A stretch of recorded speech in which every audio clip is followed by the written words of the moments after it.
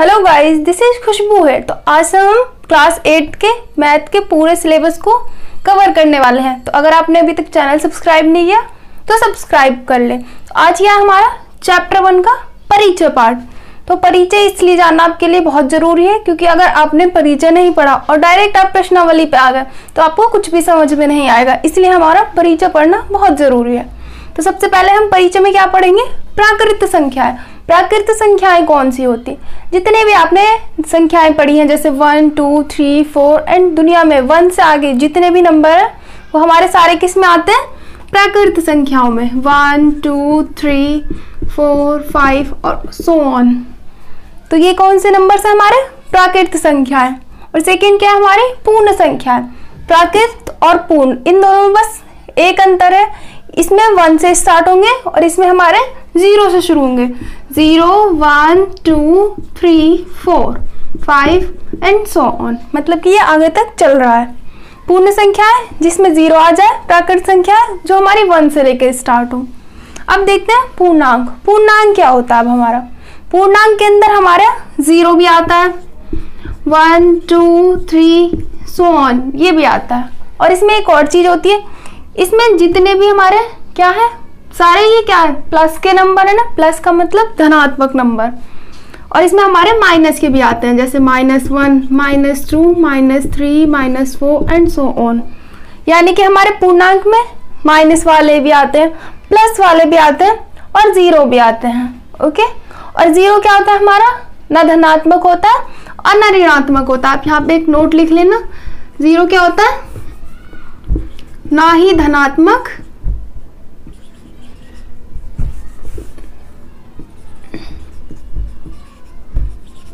ना ही ऋणात्मक। ये आपको 1 लाइनर क्वेश्चन में पूछ सकता है कि 0 क्या धनात्मक होता है या ऋणात्मक होता है। अब क्या पढ़ना है हमें? धन पूर्णांक। धन पूर्णांक मतलब जो हमारे प्लस में संख्याएं होती है वो कौन सी होती है? धन वाली। और ऋण वाली कौन सी होंगी हमारी? जो हमारी माइनस में होंगी। तो ये हमारे कौन सी है? ऋण पूर्णांक जिसमें क्या हो? माइनस हो। और ये वाले कौन से हमारे? धन पूर्णांक।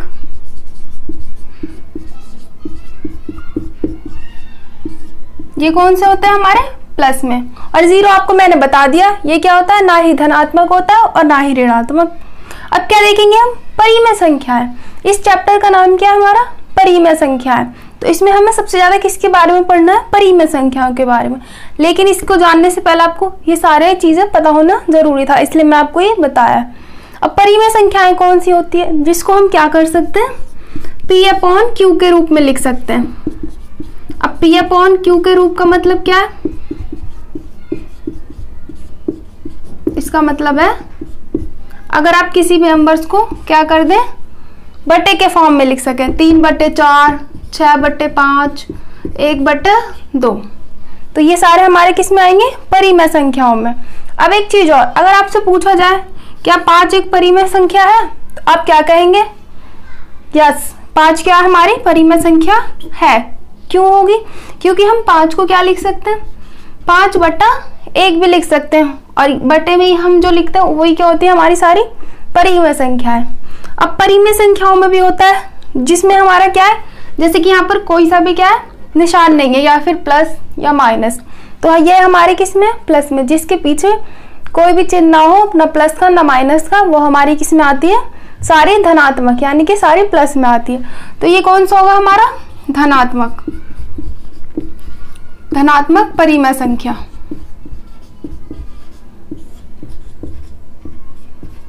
और ऋणात्मक कौन सा होगा?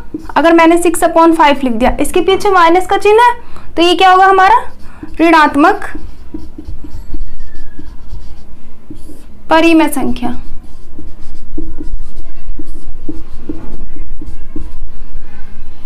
ओके। तो ये क्या पढ़ लिया हमने? अब प्राकृत संख्या भी पढ़ लिया, पूर्ण संख्या भी। ये सारे आपको याद रखने हैं कि प्राकृत कहाँ से स्टार्ट होते हैं, पूर्ण कहाँ से स्टार्ट होते हैं और पूर्णांक क्या होते हैं और परिमेय संख्याएं क्या होती हैं। तो अगर आपको इसका स्क्रीनशॉट लेना है तो आप ले सकते हैं।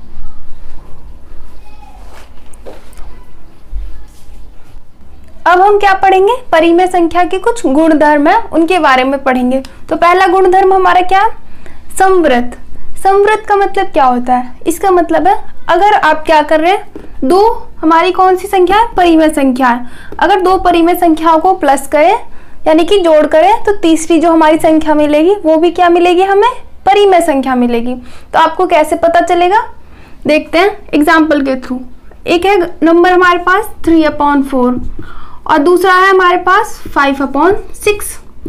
अगर आप इन दोनों को प्लस करें, एलसीएम लेके इसको प्लस करेंगे तो ये क्या आएगा हमारा 12, 4 3 जा 12, 3 3 जा 9, 6 2 जा 12, 5 2 जा 10। ये क्या है हमारा 19/12 आ गया ना। तो 19/12 भी क्या होता है हमारा परिमेय संख्या, क्योंकि हमने क्या पढ़ा था अभी, जिसको हम बट्टे के फॉर्म में लिख सकते हैं वो क्या होता है हमारा परिमेय संख्या। तो अगर हम जोड़ कर रहे हैं तो हमारा क्या आ रहा है, परिमेय संख्या आ रहा है। तो ये वाला जो हमारा योग है, ये वाला गुणधर्म यहाँ पर अप्लाई होता है, क्योंकि अब हमने दो परिमेय संख्या प्लस करी और तीसरी भी परिमेय संख्या आई है। ऐसे ही अगर आप इन दोनों को घटाएंगे तो भी यहाँ पर क्या आएगी, परिमेय संख्या। बस इस प्लस की जगह यहाँ पे माइनस हो जाएगा और यहाँ पे क्या आ जाएगा हमारा -1। तो यहाँ पर यानी कि ये भी सही होगा, क्योंकि घटाने पे भी हमारी परिमेय संख्या आ रही है। अब देखेंगे गुणा करने पे, अगर आप इनकी गुणा कर दें तो भी क्या आएगा हमारा 15 और यहाँ पे क्या आ जाएगा 24, 15/24। तो ये भी क्या आएगी, परिमेय संख्या। तो ये भी क्या होगी यहाँ पर अप्लाई होगी। अब देखेंगे भाग का। भाग का क्या होता है इसमें, अगर आप 3/4 को डिवाइड कर दे 0 से तो ये हमारे क्या आ जाएगा, इसको हम क्या बोलते हैं, अपरिभाषित। अब ये अपरिभाषित आ गया, परिमेय संख्या तो नहीं आया। जब परिमेय संख्या आएगा तभी हमारे ये योग घटा गुणा भाग वाले जो गुणधर्म होंगे वो क्या होंगे, संतुष्ट होंगे। तो अब भाग वाला यहाँ पे क्या हो गया, फेल हो गया। तो ये क्या होता है, समवृत्त में भाग वाला जो हमारा गुणधर्म है वो संतुष्ट नहीं होता। ऐसे ही क्रम विनिमयता का नियम क्या है, इसमें आपको क्या समझ आया, इसमें आपको ये समझ आया अगर आप दो परिमेय संख्या को जोड़ेंगे तो तीसरा नंबर जो मिलेगा वो भी परिमेय संख्या होगा। अब देखते हैं क्रम विनिमयता में, इसमें क्या होता है, अगर हमारा इसमें क्या दो परिमेय संख्या है तो इसको हम कैसे लिख सकते हैं, जैसे कि अगर यहाँ पे एक एग्जांपल लेते हैं, ये क्या है 3/4 और लेते हैं 1/4। तो इसको हम इस तरीके से भी लिख सकते हैं, बस इनके जो स्थान है वो आपस में चेंज हो जाएंगे, यानी कि 1/4 पहले आ जाएगा और 3/4 बाद में आ जाएगा। अब हमें क्या चेक करना है, अब हमें यही चेक करना है जब हम इसको हल करेंगे दोनों के, तो जो हमारे नंबर आ रहे हैं वो भी परिमेय है कि नहीं और ये दोनों बराबर है या नहीं। अगर होंगे तो ये सारे संतुष्ट होंगे, अन्यथा नहीं होंगे। 3 और 1 कितने होते हैं हमारे 4, और यहाँ पे क्या है 4 और 3 और 1 4 और ये क्या है 4। जब हमारा नीचे हर में ये यहाँ पे दोनों नंबर क्या हो, सेम हो, तो हम डायरेक्ट ऊपर वाले को प्लस कर देते हैं, इसलिए मैंने ये कर दिया। ये क्या है हमारी परिमेय संख्या। अगर मैं इसको इससे काट दूं ये क्या हो जाएगा 1, तो 1 भी हमारी परिमेय संख्या होगी। क्यों होगी परिमेय संख्या, मैंने अभी आपको बताया था कि अगर हमारे पास सिर्फ 5 है तो ये भी परिमेय संख्या होती है। क्यों होती है, क्योंकि हम 5 को 5/1 भी लिख सकते हैं, ऐसे ही 1 को हम 1/1 भी लिख सकते हैं। तो इसीलिए ये क्या होगा, परिमेय संख्या होगी। तो जब हमने जोड़ा तो हमारा बराबर भी आया और परिमेय संख्या भी, तो जोड़ हमारा क्या होगा यहाँ पर संतुष्ट होगा। अगर आप क्या करेंगे, इसको माइनस करेंगे तो ये यहाँ पर संतुष्ट नहीं होगा, इसलिए मैं यहाँ पर डायरेक्ट रॉन्ग लगा देती हूँ। आप एक बार करके देखना, नहीं आएगा बराबर, तो इसीलिए ये गलत होगा। अगर आप गुणा करेंगे तो गुणा में ये क्या करेगा, संतुष्ट करेगा, और भाग में ये संतुष्ट नहीं करेगा। अगर आपको ना आए तो एक बार कमेंट में पूछ लेना। अब हमारा तीसरा गुणधर्म कौन सा है, सहचर्यता। इसमें हम क्या करते हैं, आपने देखा होगा जैसे कि ये क्या है, एक परिमेय संख्या, ये दूसरी और ये तीसरी। अगर हमारे पास 3 क्या है, परिमेय संख्या है, तो चाहे आप पहले 2 परिमेय संख्याओं को जोड़ के तीसरे में जोड़ दो, या फिर आप लास्ट वाले 2 को जोड़ के पहले वाले में जोड़ दो, हमारा क्या होगा, आंसर जो आएगा वो सेम ही रहेगा। इसमें यही है। अब हम देखेंगे कि प्लस में ये संतुष्ट होता है या नहीं होता। तो अगर हमारे पास कोई नंबर है, इसकी जगह पे हम क्या ले लेते हैं 6/7, और इसकी जगह पे हम क्या ले लेते हैं 8/7 और इसकी जगह पे ले लेते हैं 2/7।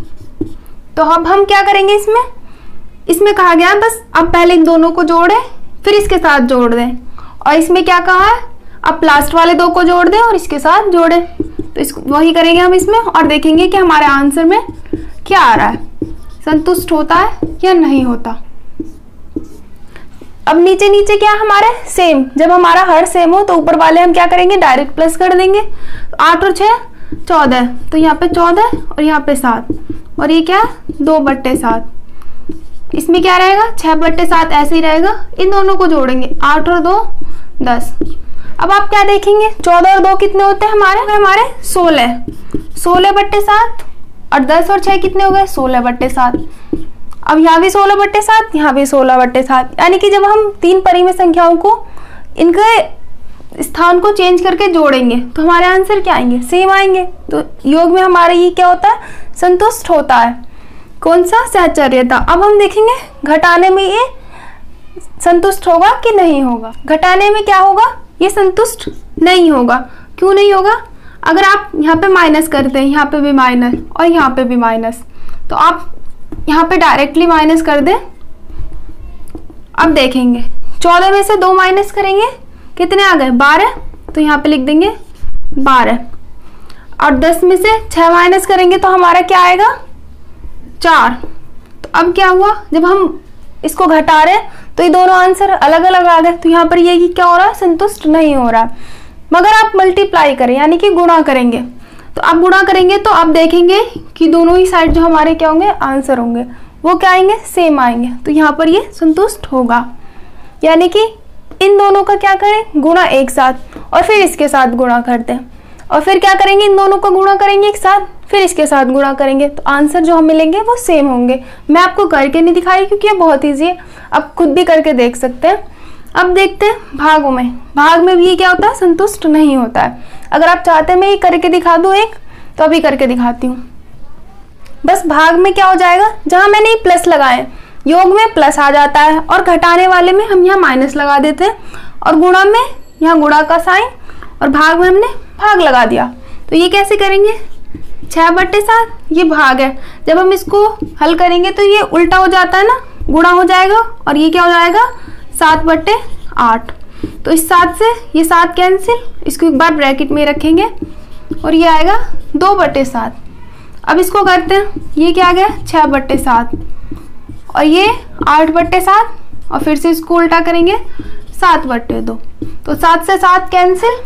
अब क्या आएगा यहाँ पर 6/8 और यहाँ पे क्या होगा भाग 2/7 और यहाँ क्या है 6/7 भाग ये क्या आएगा 8/2, क्योंकि 8 एकम 8 यहाँ पे 1 है और 2 एकम 2। अब हम इसको भाग करके देखेंगे इससे। जब आप इससे भाग करेंगे तो हमारे जो आंसर आएंगे वो अलग अलग आएंगे, इसीलिए यहाँ पर ये संतुष्ट नहीं कर रहा था, बस मैंने आपको समझाने के लिए करके दिखाया। 6/8 है, इसको उल्टा करेंगे ये क्या आएगा 7/2। तो 6 से 2 तिया 6 हो जाएगा, 7 तिया 21 और ये क्या होगा 8 एकम 8। जब हमने इधर सॉल्व किया तो हमारा क्या आया 21/8। अगर हम इधर सॉल्व करेंगे तो क्या आएगा 6/7 है, इसको उल्टा कर देंगे ये 2/8 आएगा। 2 तिया 6 2 चौक 8, यानी कि आ गया 3 दूनी 6 और 7 चौक 28। अब आपने क्या देखा यहाँ पे हमारा आंसर आ रहा था 21/8 और यहाँ पे क्या आ गया 6/28। दोनों अलग अलग है, इसीलिए यहाँ पर संतुष्ट नहीं होता। इसलिए मैं आपको किसी किसी में करके नहीं दिखाया क्योंकि ये बहुत ईजी है, बस आपको माइनस प्लस ध्यान देना कि कहाँ माइनस और कहाँ प्लस लगेगा। अब देखते हैं हमारा नेक्स्ट गुणधर्म क्या है वितरक्तता। इसमें क्या होता है हमारा, इसमें होता है अगर आपके पास क्या है 3 परिमेय संख्याएं, अगर आप 2 परिमेय संख्याओं को जोड़ो और तीसरे वाले से क्या कर दें हम उसका गुणा कर दें, तो वो गुणा किसके बराबर होता है इसके बराबर। यानी कि एक एग्जांपल से बताती हूँ, ये है हमारा 3/4 गुणा 5/6 प्लस 7/6। तो इसको अब कैसे हल करेंगे यही वितरकता में बताया गया।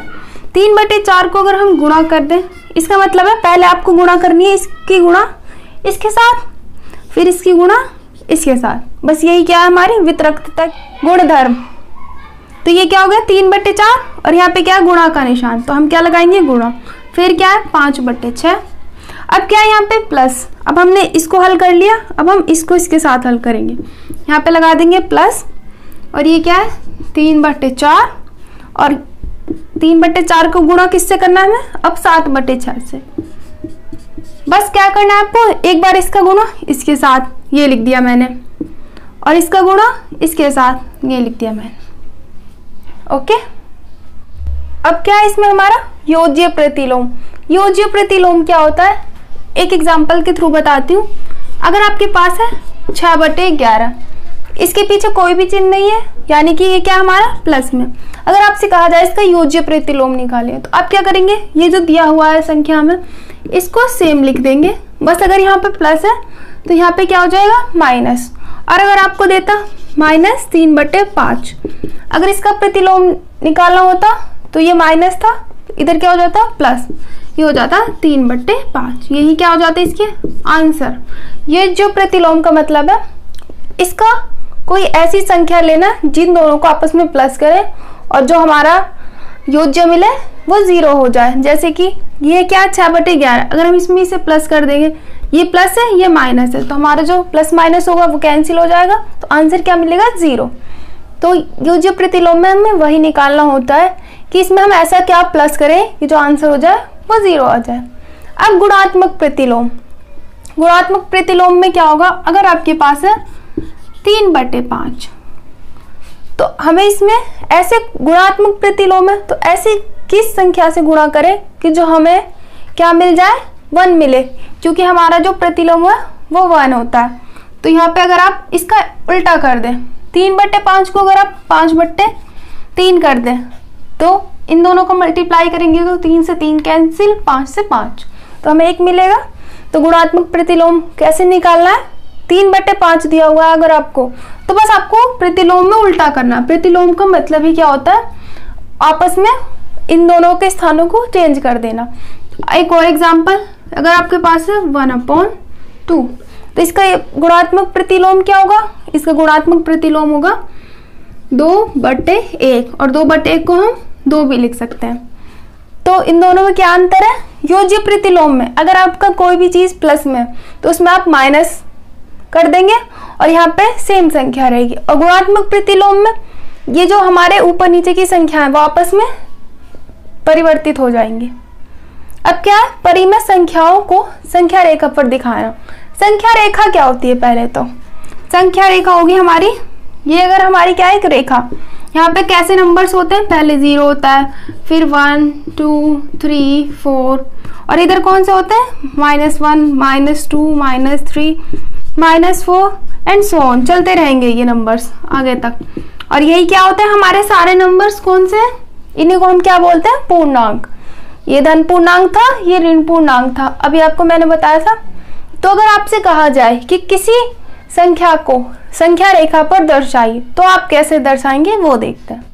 तो अगर आपसे कहा जाए 2/5 को क्या करना है, हमें संख्या रेखा पर दिखाना है, तो सबसे पहले आप क्या करें, इसको इससे भाग दे दें, यानी कि इस तरीके से आप भाग दे देंगे। तो यहाँ पे 0 5 4 20, तो यहाँ पे क्या आ गया हमारा 0.4। अब आपको ये देखना है कि 0.4 जो है वो किस किस के बीच में आता है, यानी कि 0 के और किस किस के बीच आएगा, ये 0 और 1 से बीच, क्योंकि 1 से क्या है ये कम है और 0 से ज्यादा है, तो ये किस किस के बीच में आएगा, यहाँ पे लिख लेना 0, जिस जिस के बीच में आए उन दो नंबर्स को यहाँ पर नोट कर देना, 0 और ये क्या हमारा 1 है। अब क्या लिखेंगे यहाँ पे आप 4 1 2 3 4 लाइनें खींचेंगे।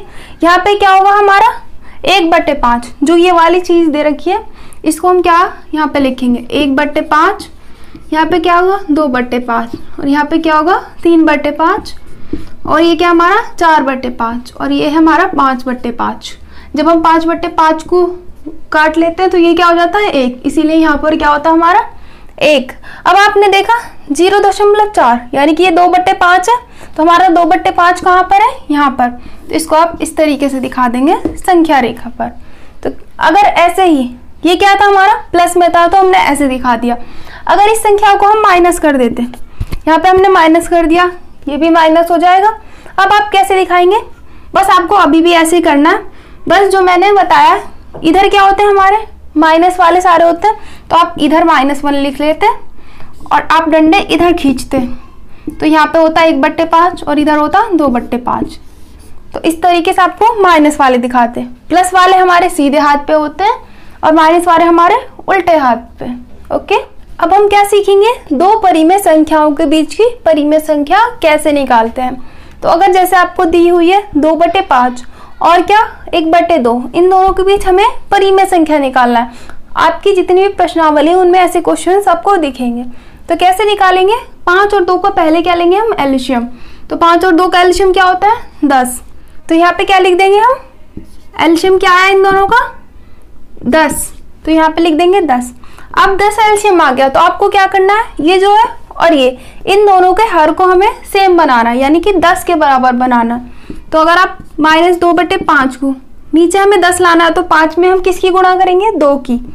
तो जब आप 2 की गुणा करेंगे 5 में नीचे, तो आप ऊपर भी उसी नंबर से क्या करेंगे, गुणा करेंगे। तो ये क्या आ गया हमारा -4 और 5 दूनी 10।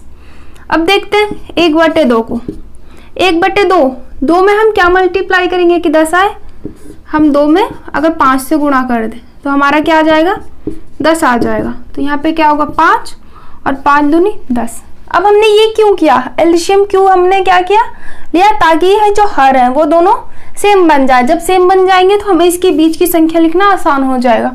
अब -4 से पहले क्या आएगा, -3/10।